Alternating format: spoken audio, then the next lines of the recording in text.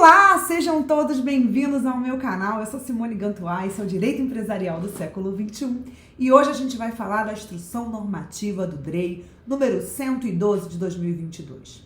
Se você é novo aqui no canal, subscreve o canal, dá o seu like, dá o seu joia para a gente continuar produzindo um conteúdo bacana e de qualidade para você e principalmente para a gente mostrar esse vídeo para outras pessoas. Porque quando você dá o seu like, dá o seu joia, a gente diz pro nosso amigo YouTube que o nosso vídeo é bom e ele começa a mostrar esse vídeo para outras pessoas também. Então já dá o seu like de partida aqui, já dá o seu joia, se inscreve no canal para a gente continuar com essa produção de conteúdo semanal todas as quintas-feiras ao meio-dia para você.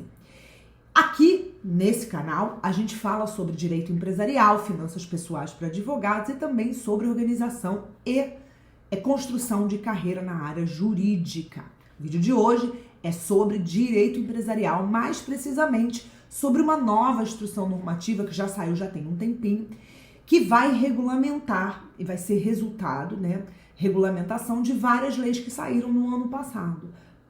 As leis basicamente são a Lei 14.193, que criou a Sociedade Anônima do Futebol, vocês já devem ter ouvido falar aí, porque se falou muito nesse assunto. Inclusive já se criou, para quem é amante do futebol, já se criou várias. A gente tem um vídeo aqui que a gente fala sobre essa lei. E também por conta da Lei 14.195, que a gente também tem um vídeo aqui que a gente fala bastante dessa lei.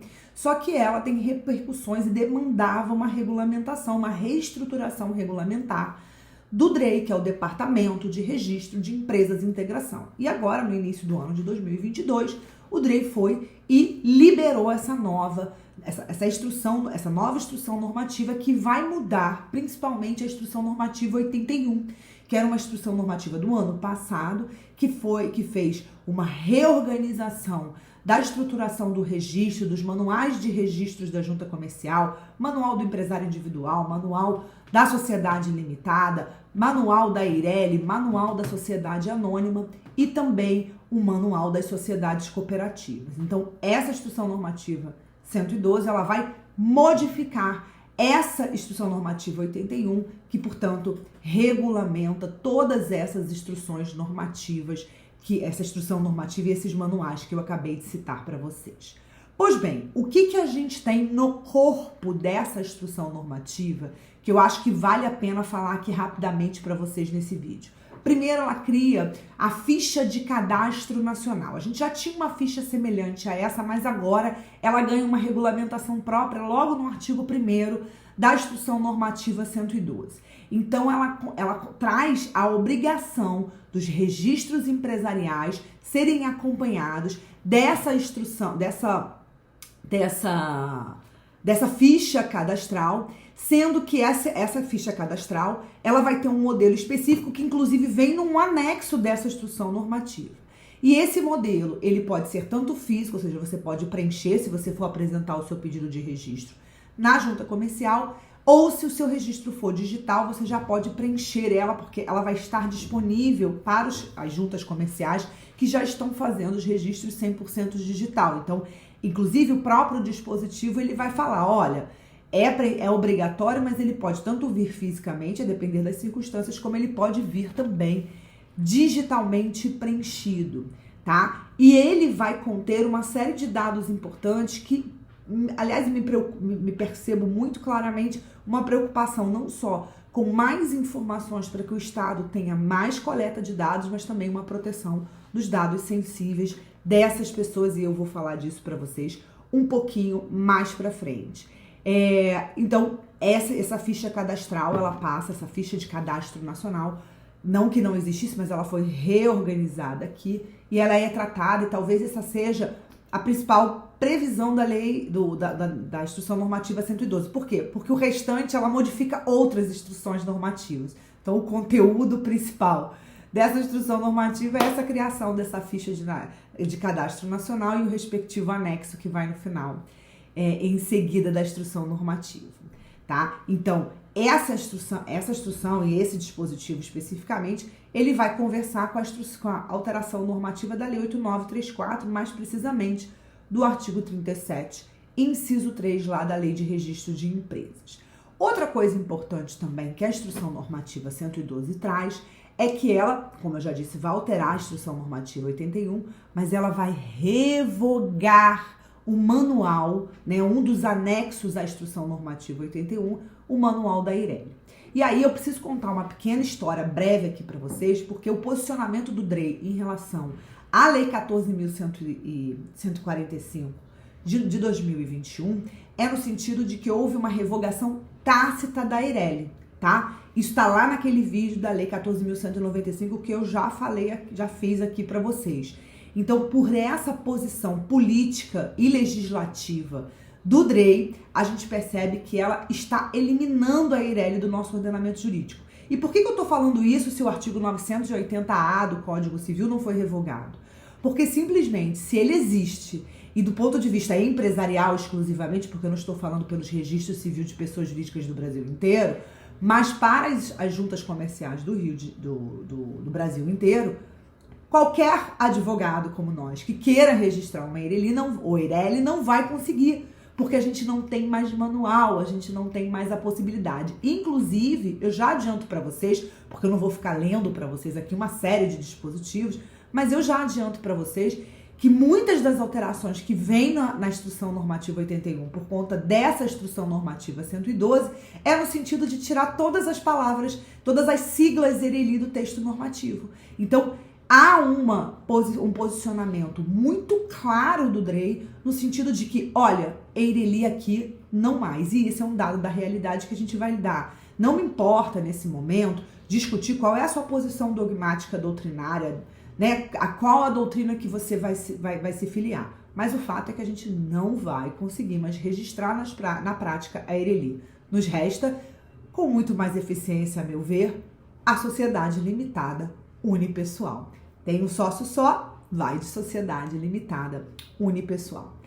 No corpo da instrução normativa, como eu falei para vocês, vai haver essa preocupação exacerbada, que eu anotei umas coisinhas para não esquecer de falar com vocês, uma preocupação exacerbada, então, com essa retirada das expressões Eireli, eliminando ela dessa instrução normativa. O artigo 13 da Instrução Normativa 81 foi alterado para tratar da hipótese de nomeação de administrador brasileiro ou estrangeiro não residente no Brasil, exigindo que a posse esteja condicionada à nomeação de um representante legal no Brasil. Agora, presta atenção, a norma do DREI é muito clara em dizer a posse é condicionada à nomeação, mas não obsta o arquivamento do ato. Então, você pode registrar o ato, ainda que você não indique o representante legal, mas a posse, ela está condicionada a essa circunstância. Então, essa é uma regra interessante. O artigo 18A, ele é introduzido nessa Instrução Normativa 81, então há uma novatio legis regulamentar, por assim dizer, e esse artigo 18A, ele vai tratar sobre o uso do CNPJ como forma de construção do nome empresarial. É algo que já está lá na Lei 8934, por força da Lei 14.195, por força das alterações trazidas pela Lei 14.195, e aqui eles vão regulamentar a construção desse nome. Então, basicamente, o que eles vão dizer de mais importante é que o nome é composto sempre pelos números raiz, pelo número raiz do CNPJ, que corresponde aos 8 primeiros dígitos. Então, aquilo que vem depois do barra, mil ao contrário, que o pessoal costuma falar, não vai e não pode fazer parte da construção do nome empresarial coincidente com o número do CNPJ. E uma outra coisa também que eu acho que é importante dizer aqui, que existem formas jurídicas que não permitem a utilização do CNPJ como nome empresarial. E quais são elas? Sociedades de economia mista, empresas públicas, consórcios, grupos econômicos e empresas simples de crédito. Essas modalidades, essas formas jurídicas não admitem o uso do CNPJ como nome empresarial. Queria também, e eu quero ser breve, só tem 3 pontos aqui que eu quero tratar para vocês. Essa instrução normativa no seu artigo 22 também foi alterada para dizer e coadunar lá com a Lei 8934, que foi alterada pela Lei 14.195, para dizer que o nome, ele como impedimento para o registro de nomes, ele só impede se for idêntico, se houver uma colidência por identidade. A semelhança não é mais impedimento para o registro de um nome empresarial na junta comercial. Então, isso também precisa ficar muito claro aqui. O artigo 36, inciso 3 também da Instrução Normativa 181, que foi modificado por força da Instrução Normativa 122. E aqui ele vai dizer, olha, os dados coletados pela junta e que constem da ficha cadastral, aquela ficha cadastral que eu falei no início do vídeo, bem como os dados comuns coletados, editados ou coletados de forma eletrônica pela Receita Federal do Brasil, devem ser transmitidos eletronicamente para a junta, ou seja, uma preocupação de uma interconexão entre os dados da Junta Comercial e da Receita Federal do Brasil. E por último, e não menos importante, o artigo 98 da Instrução Normativa 81 também foi alterado, não foram as únicas, tá? Eu estou falando daquelas que eu acho que são mais importantes do ponto de vista prático para a gente. O artigo 98 ele vai falar da certidão de inteiro teor que você tira da junta, né, para obter os dados que estão lá registrados, e ele vai dizer, olha, você pode tirar ela digitalizada. Isso já era uma realidade aqui no Rio de Janeiro, onde eu advogo e onde eu resido, então isso já era possível, mas agora isso está regulamentado para o Brasil inteiro, porque a gente sabe que a gente tem muitos Brasis dentro do Brasil. O Brasil tem 27 estados da federação e nessa quantidade de estados que a gente não tem uma homogeneidade na implementação das práticas e das boas práticas tecnológicas também. Então, agora há um comando do DREI no sentido de que a gente precisa, e todas as juntas precisam, poder emitir essas certidões de forma eletrônica. Isso vai facilitar muito nossa vida como advogado, porque se alguém me contratar no Amapá, eu consigo tranquilamente entrar na junta comercial do Amapá e tirar uma certidão de inteiro teor de uma empresa que é registrada lá.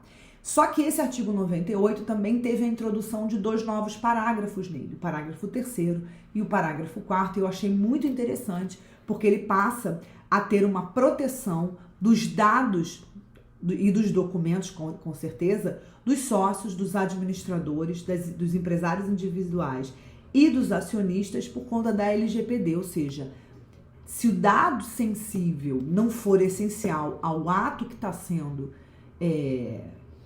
divulgado através da certidão, ele precisa ser mantido em sigilo, porque eles são dados sensíveis dessas pessoas e só podem ser exibidos com o seu consentimento. Então, esses parágrafos aqui são parágrafos super importantes e precisam ser efetivamente protegidos, e há uma preocupação aqui na Instrução Normativa de dar e deixar muito clara essa proteção. Então, eu espero que esse vídeo ajude você. Na prática, a gente tem muitas alterações no direito empresarial por conta da Lei 14.195, principalmente. Aliás, a gente vive um período muito frutífero do direito empresarial, desde antes do início da pandemia, com a Lei da Liberdade Econômica, né, com as leis que digitalizaram as assembleias, né, a gente teve a Sociedade Anônima de Futebol, a gente teve a mudança da Lei 14.112, né, que mudou a Lei 11.101, a Lei de Recuperação e Falência. A gente teve a Lei 14.195, que inclusive mudou até o processo civil, né? Ela não foi uma lei que mudou só o direito empresarial, uma lei enorme que trata de muitos assuntos, não só empresariais. Eu até costumo dizer que ela é uma lei multifacetada, uma lei meio rabilonga, assim, que trata muitos assuntos. Mas a gente tem tido uma preocupação do Estado muito clara em tentar agilizar essa ideia de que o negócio tem que se acontecer e as coisas, os registros empresariais têm que ser tudo na busca da melhora dos nossos índices do Doing Business, né?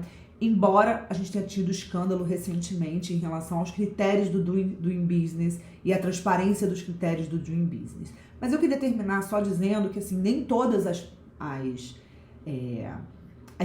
tudo aquilo que é ditado pelo DREI eu concordo, tá? Particularmente tem algumas coisas que eu acho que transcendem o poder regulamentar do DREI. E eu não vou falar que eu concordo só porque eu tenho um super respeito pelo professor André Santa Cruz. Tenho e vou continuar tendo um super respeito, mas eu não sei, no mundo acadêmico a gente discorda. Eu acho que tem algumas coisas aqui que extrapolam absurdamente o poder regulamentar. Isso não é de hoje. Inclusive a questão do nome empresarial, para mim, vai de encontro àquilo que o próprio texto normativo estabelece, mas a gente na prática acaba tendo registro dessa possibilidade. Então, na prática, a gente vai ver isso acontecer independentemente desse poder regulamentar ter sido extrapolado. E eu acho que isso tem um pouco a ver com a filosofia libertária do professor André Santa Cruz, e acredito que também seja a mesma dogmática da Escola de Chicago, mais dos libertários, mais, como é que se diz, da galera toda que está lá no Ministério da Economia, que tem essa preocupação em implantar cada vez mais um Estado mais liberal. Eu sou liberal, mas eu não sou libertária. Eu tenho um posicionamento um pouquinho mais conservador nesse aspecto. Mas é isso. Nem tudo que sai na lei, na regulamentação, são coisas com as quais a gente vai concordar. Mas a gente precisa, como advogado, Ih, meu Deus, saúde difícil aqui.